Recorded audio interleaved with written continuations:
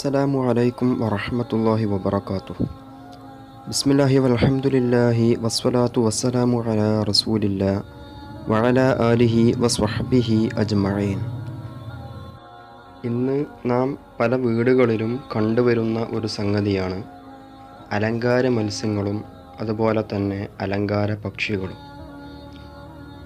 എന്നാൽ ഇത്തരത്തിൽ മീനുകളെ വളർത്തുന്നതിൻ്റെയും പക്ഷികളെ കൂട്ടിലടച്ച് വളർത്തുന്നതിൻ്റെയും ഇസ്ലാമിക വിധി എന്താണ് എന്ന് നമ്മിൽ പല ആളുകളും ചോദിക്കാറില്ല. ബഹുമാനപ്പെട്ട പണ്ഡിതർ ഇതിനെ അനുവദനീയമാക്കിയതായി കിതാബുകളിലൊക്കെ നമുക്ക് കാണാൻ കഴിയും.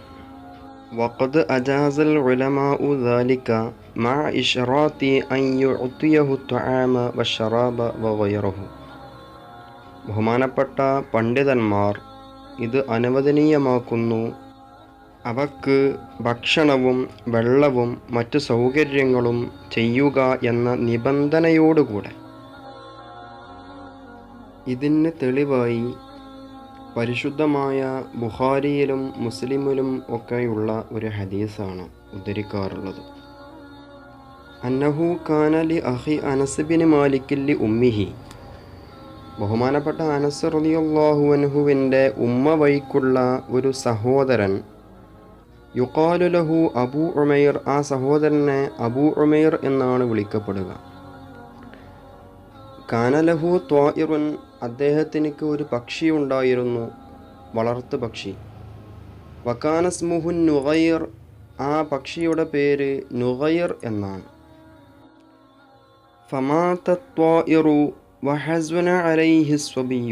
അങ്ങനെ ആ പക്ഷി ചാവുകയും ആ ചത്തതിൻ്റെ മേൽ ആ അബൂ ഉമൈറിൻ്റെ കുട്ടി ആകുന്ന ഉമൈർ വല്ലാതെ ദുഃഖിക്കുകയും ചെയ്തു.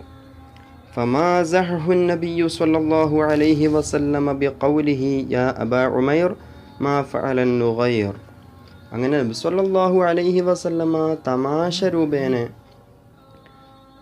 ബഹുമാനപ്പെട്ട അബൂ ഉമൈർ റളിയല്ലാഹു അൻഹുവിനോട് ചോദിക്കാറുണ്ടായിരുന്നു, നഗീർ എന്ത് ചെയ്തു, നഗീറിന് എന്ത് പറ്റി, നഗീർ എന്ന പക്ഷിക്ക് എന്ത് പറ്റിപ്പോയി എന്നൊക്കെ നബി സല്ലല്ലാഹു അലൈഹി വസല്ലമ ചോദിക്കാറുണ്ടായിരുന്നു എന്ന് പരിശുദ്ധ ബുഖാരി, മുസ്ലിം റിപ്പോർട്ട് ചെയ്തതായിട്ടുള്ള ഹദീസുകളിലൊക്കെ നമുക്ക് കാണാൻ കഴിയും. ഈ ഹദീസ് വിശദീകരിച്ചുകൊണ്ട് ബഹുമാനപ്പെട്ട ഫതുഹുൽ ബാരിയിലൊക്കെ കാണാം, വഖദ് ഇസ്തദല്ല ബിഹാദൽ ഹദീസ് അലാ ജവാസി ഹബ്സി الطائر لعدم إنكار النبي صلى الله عليه وسلم على أبي عمير. ബഹുമാനപ്പെട്ട അബൂ ഉമൈർ ഈ പക്ഷിയെ വളർത്തിയതിൻ്റെ പേരിൽ നബി സല്ലല്ലാഹു അലൈഹി വസല്ലമ എതിർക്കാത്തത് കാരണം പക്ഷിയെ കൂട്ടിലിട്ട് വളർത്തൽ അനുവദനീയമാണ് എന്ന് ഈ ഹദീസ് കൊണ്ട് തെളിവ് പിടിക്കാവുന്നതാണ് എന്ന് സമർത്ഥിക്കുകയാണ്.